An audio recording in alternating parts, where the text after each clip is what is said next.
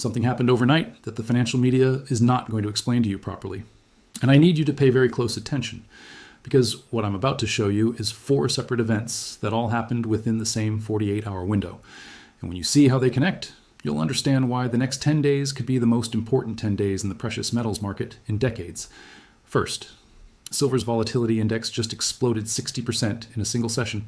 Second, a headline is making rounds across Bloomberg terminals and financial media that I believe was designed to move markets. Third, the Shanghai physical silver market is now pricing silver 20% above its own paper contracts.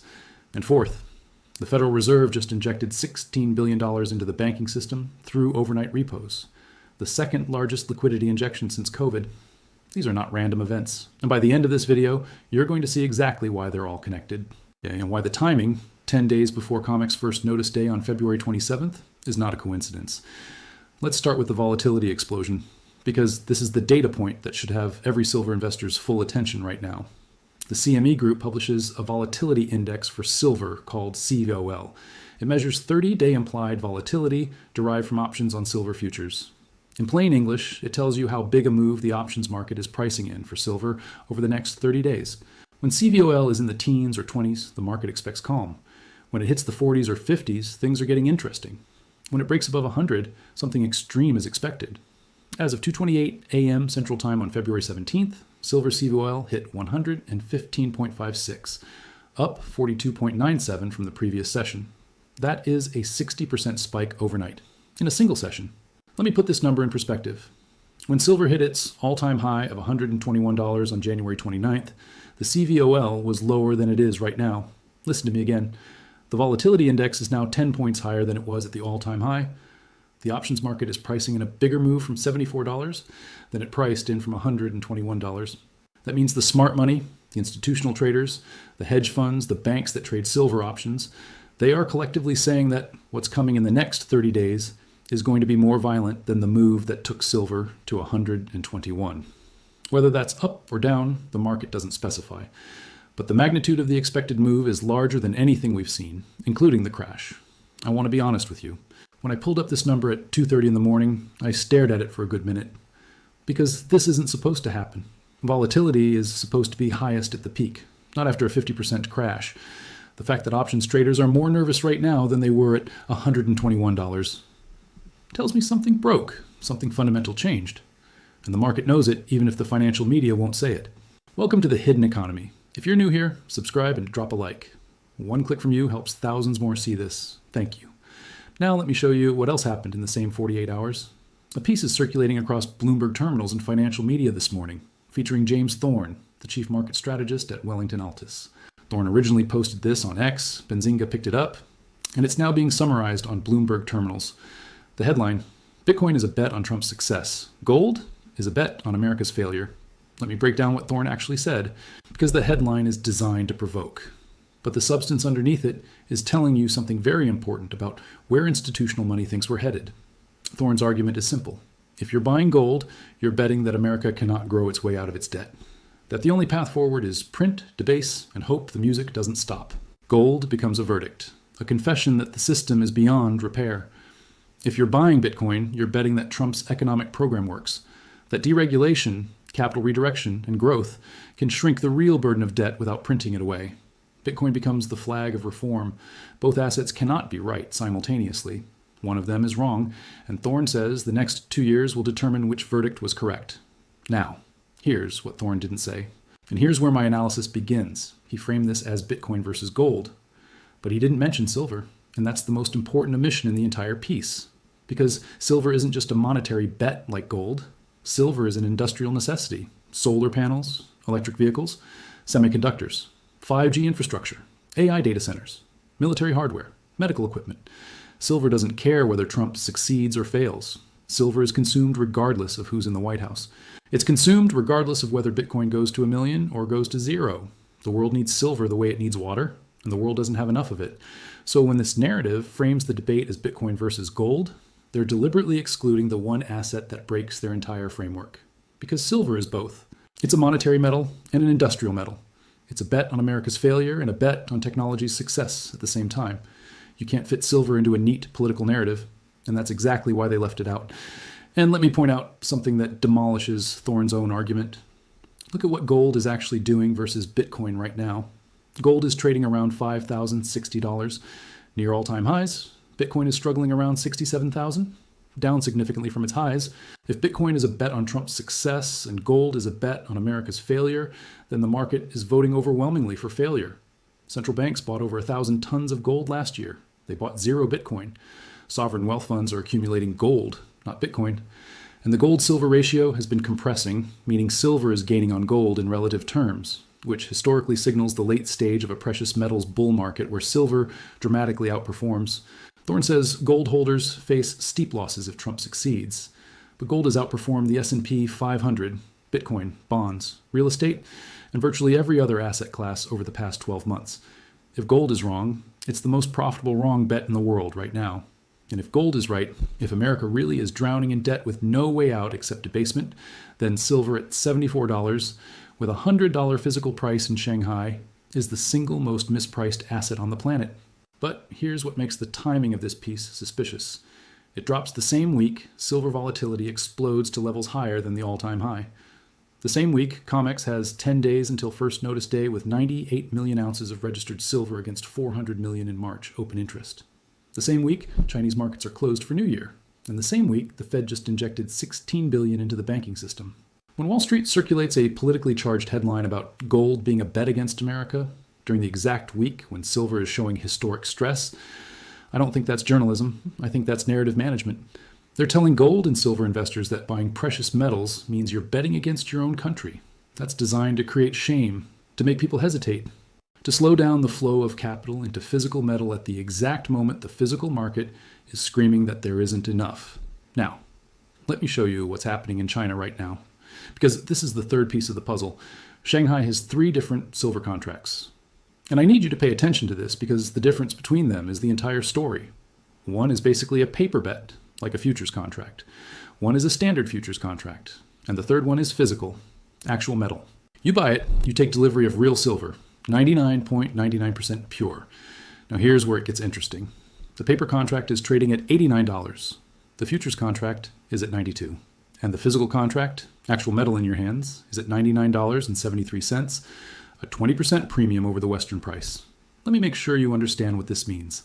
Physical silver in China is trading at $99 when the Western COMEX spot price is $74. That is a $25 per ounce gap. Between the paper price in New York and the physical price in Shanghai, I've been covering precious metals for a while now, and I have never seen a $25 spread between 2 major exchanges on the same metal. This isn't a premium. This is 2 completely different realities existing at the same time. And one of them is lying. And here's the detail that tells the whole story. Within China itself, the physical contract is $10 per ounce higher than the paper contract. The Chinese paper market says silver is 89. The Chinese physical market says silver is 99. That $10 spread inside the same country tells you that physical silver is extremely hard to source, even in the nation that controls 70% of global refined supply. When physical silver trades at a 20% premium to its own paper derivative within the same exchange system, the paper price is lying. The physical market is telling the truth. And the truth is that silver is not $74. Silver is whatever price you have to pay to actually get your hands on it. And right now, that price in Shanghai is $99. Now, why does this matter for what's coming? Chinese markets are closed this week for Lunar New Year. Shanghai Gold Exchange closed. Shanghai Futures Exchange closed. The physical buying machine is offline. And every time China goes dark, Western exchanges have historically used the window to press prices lower. We saw it in previous years. We're seeing it today. Silver is down over 6% as I'm recording this, trading at $72 to $74 depending on the exchange. And let me give you the most extreme example of the physical paper divergence. After the January crash, while COMEX was printing prices in the $60 to $80 range, the Shenzhen Shuibei gold market, which is the largest physical bullion marketplace in China, was selling spot silver at $136.80 and buying silver at $91.60. The selling price was almost double the COMEX price. That's not a premium. That's a completely different market. This is what happens when paper markets and physical markets divorce.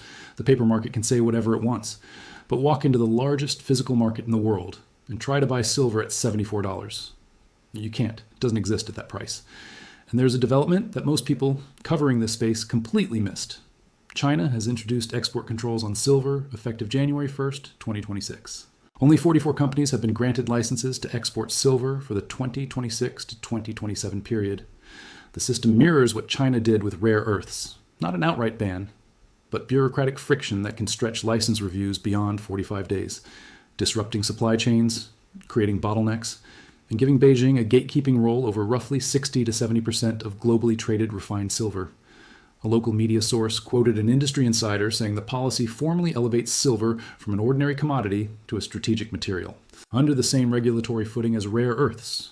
When a country that controls the majority of global refined supply decides to treat silver the way it treats rare earths, that is a structural shift in the global market, not a temporary disruption. And I want you to really sit with that for a second. Because most people covering silver are still talking about it like it's just another commodity. China isn't treating it that way. China is treating silver the way it treats the materials that give it geopolitical leverage.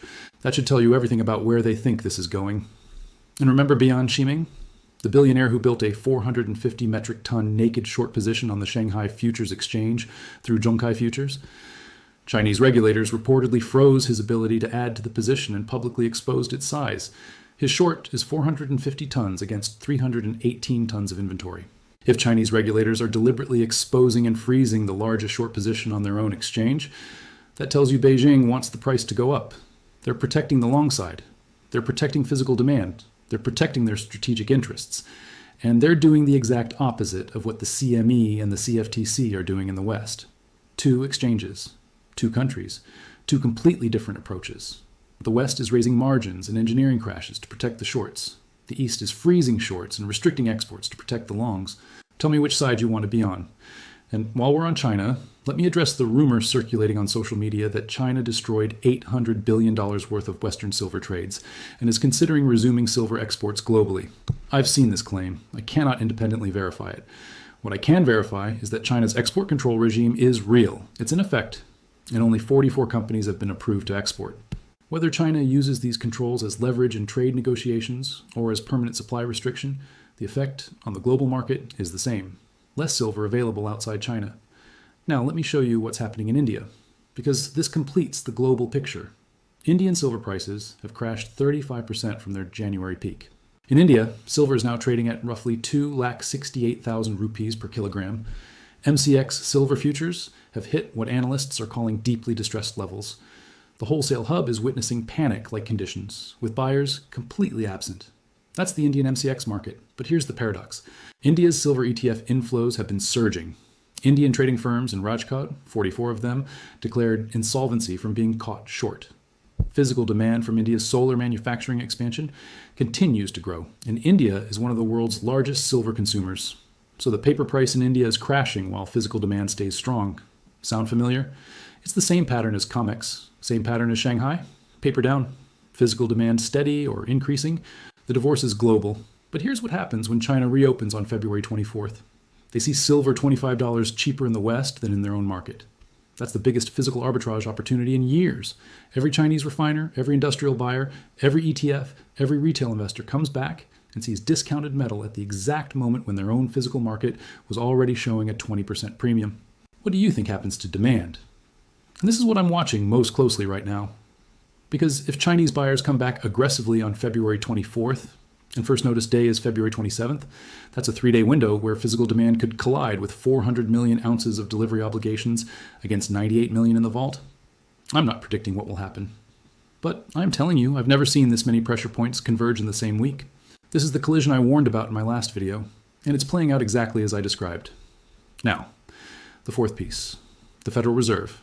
On December 30th, the Fed injected $16 billion into the U.S. banking system through overnight repurchase agreements. This was the second largest liquidity injection since COVID. Total repo operations in December reached over $40 billion, and the New York Fed removed the aggregate operational limit on its standing overnight repo facility, meaning there is no longer a cap on how much emergency cash it will provide to banks. Think about what that means. The central bank looked at the banking system and decided that not only did it need $16 billion in emergency overnight cash, but that the existing limits on emergency lending needed to be removed entirely. They're telling us they expect the cash calls to get bigger. The previous cap existed for a reason. When you remove a safety limit, it's because you anticipate needing to exceed it. And this wasn't the first injection. The DCR report, one of the few outlets that actually covered this story, revealed that emergency cash infusions started on Halloween, $51 billion on Halloween, then $17 billion the day after Christmas, then $34 billion on December 28th, then the $16 billion on December 30th. That's over $100 billion in emergency overnight bank funding in 2 months. And each time, the CME Group announced margin requirement changes for precious metals shortly after. Let me say that again. The Fed injects emergency cash into banks, then the CME hikes margins on silver and gold every time, like clockwork. The banks get cash to survive their short positions. Then the exchange changes the rules to push prices lower so the short positions become less dangerous. This is not a conspiracy theory. This is observable. The dates are public, the repo amounts are public, the margin changes are public. You can verify every single one of these yourself. And I'll be blunt with you. Before I started covering this story, if someone had told me the Fed was providing overnight cash to banks specifically to help them survive precious metals short positions, I would have been skeptical. But when you line up the dates, when you see the injection amounts, when you see the margin hikes that follow within days, there's no other explanation that fits the pattern. The data doesn't lie. And here's the connection that nobody is making. The DCR report revealed that JP Morgan, the same bank that stood for maximum silver delivery at the exact bottom of the January 30th crash, is at the center of these emergency repo operations. One of JP Morgan's units disclosed short positions of approximately 5,900 tons of silver it does not own. That's a naked short position that creates unlimited loss exposure if silver prices rise. When silver went from $30 to $121, those short positions required massive amounts of cash to meet margin calls. And when the Fed provides $16 billion in overnight repos to major banks with no cap on future operations, guess who's at the front of the line? The Fed isn't injecting liquidity to help the economy. They're injecting liquidity to keep the banks that are short silver and gold from blowing up. The margin calls are real. The delivery obligations are real. And the cash to cover them has to come from somewhere. As one commentator put it, banks promise to deliver silver they don't own. That's called fraud when we do it. It's called banking when they do it. This is the same pattern we saw in October 2025, when London's silver lease rates spiked to 34.9%.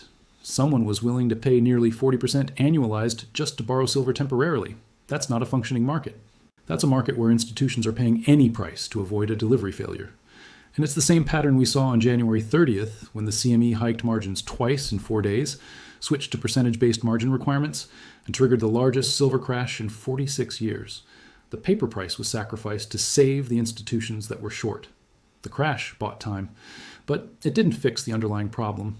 The delivery obligations still exist, the inventory is still draining, and the physical premium in Shanghai is still 20%. Now, let me connect all 4 dots. Dot 1. Silver seawall at 115, higher than the all-time high level. The options market is pricing in a massive move within 30 days. That 30-day window includes first notice day, Chinese market reopening, and the entire March delivery month. Dot 2. A politically charged narrative framing gold as anti-American circulates across Bloomberg terminals and financial media. This drops during the exact week of maximum stress in the physical silver market. The timing suggests narrative management designed to slow capital flows into physical metal. Dot 3. Shanghai physical silver at $99, while COMEX paper silver trades at $74. A $25 gap and a 20% premium. Physical reality has divorced from paper fiction. And when China reopens, the arbitrage will accelerate metal flows from west to east. Dot 4. The Fed injects $16 billion in emergency overnight repos and removes the cap on future injections. The banks that are massively short silver and gold need cash to survive the margin calls. The Fed is providing that cash because the alternative is a bank failure. These 4 events happened in the same 48 hours, and they all point to the same conclusion. The system is under more stress than at any point since the January crash. And the January crash was the most violent precious metals event since 1980. And here's what I think is really happening. I think the January crash was not a correction. It was a rescue operation. The banks were facing delivery obligations they couldn't meet. The CME engineered a crash through margin hikes. JP Morgan took delivery at the bottom. The Fed provided emergency cash. And now the financial media is providing narrative cover by framing precious metals as a bet against America. This is a coordinated response to a physical shortage that is getting worse, not better. The COMEX has fewer ounces today than it had before the crash. Shanghai has a bigger premium today than it had before the crash. The delivery rate in February is running at 98%. And the volatility index is higher today than it was at $121. The crash was supposed to fix this. It didn't. If anything, it accelerated the problem. Because the crash made physical silver cheaper in the West while demand in the East stayed the same, so metal flowed east even faster. The cure made the disease worse. Now, I want to address something that some of you might be thinking. If all of this is true, why is the silver price going down right now? It's a fair question. And the answer is simple. The paper price and the physical price are no longer the same thing. The paper price is $74 in New York. The physical price is $99 in Shanghai. When you see silver quoted at 74, you're seeing the price of a contract, a promise, a piece of paper that says someone will deliver silver to you at some point in the future. When Chinese buyers pay $99, they're paying for metal, actual silver, in their hands. The paper market can push the price to 50, to 40, to any number they want, because creating paper contracts costs nothing. But the physical market will continue to diverge, because creating physical silver requires mining it out of the ground. And the world is running a 40 to 50 million ounce monthly deficit, and has been for 6 consecutive years. At some point, the paper market and the physical market have to reconcile. Either paper prices rise to match physical reality, or the paper market loses all credibility and becomes irrelevant. Either way, the people who own physical metal win, and the people who own paper promises are at the mercy of exchanges that have already shown they will change the rules, hike margins, cancel trades, and invoke force majeure when it suits them. So here's my assessment as we go into the most critical 10 days of this entire silver cycle. Silver C-vol at 115 says something massive is coming. The direction could be either way, but the magnitude will be historic. Shanghai physical premiums say the real price of silver is not $74, it's closer to $100. The Fed's $16 billion injection says the banking system needs emergency cash to survive margin calls from precious metals short positions. The gold is anti-American narrative. It says the establishment wants you to feel ashamed for buying precious metals. And the calendar says February 27th, first notice day, is 10 days away. I've been covering this story for weeks now. The Bloomberg memo, the Russia deal, the China crackdown, the corruption data, the $20,000 gold bets, the silver stockpile, the delivery crisis, and now the volatility explosion, the Shanghai premium, the Fed injection, and the anti-gold narrative. Every piece of data, every event, every signal points in the same direction. The physical silver market is breaking away from the paper silver market, and no amount of margin hikes, narrative management, or emergency Fed injections can put it back together. Because you can print dollars, you can print contracts, you can print narratives, but you cannot print silver. This is my opinion, not financial advice. Do your own research, make your own decisions. But the data is the data. CVOL at 115, Shanghai physical at 99, COMEX paper at 74, $25 gap, 20% premium, Fed injecting $16 billion, banks short 5,900 tons, 98 million ounces in the vault, 400 million in March contracts, 10 days until first notice, Chinese markets closed, and a Wall Street strategist telling you on Bloomberg terminals that buying gold makes you anti-American. I'll let you draw your own conclusions. And one last thing, JP Morgan's own research team just published their 2026 silver forecast. They see silver averaging $81 per ounce this year.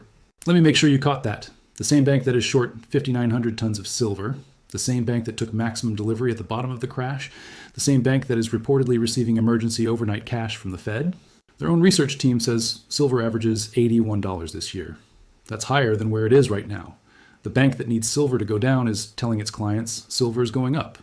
Either their research team doesn't know what their trading desk is doing, or they know exactly where this is headed and they're positioning for both outcomes. You decide which is more likely. Drop a comment and tell me, what do you think the CVOL spike is signaling? Crash or squeeze? I want to hear your take. I'll pin the best responses. Share this video with one person who needs to see the Shanghai premium data. Most people have no idea that physical silver is trading $25 above the paper price. That single fact changes everything about how you should think about the silver market right now. If you're not subscribed, hit that button now. I'm connecting dots every day that nobody else on YouTube is connecting. The Bloomberg memo, the Russia deal, the China crackdown, the corruption data, the $20,000 gold bets, the silver stockpile, the delivery crisis, and now this, every day, with data, sources, and analysis you won't find anywhere else. This is the hidden economy. Stay sharp, stay stacking, and I'll see you soon.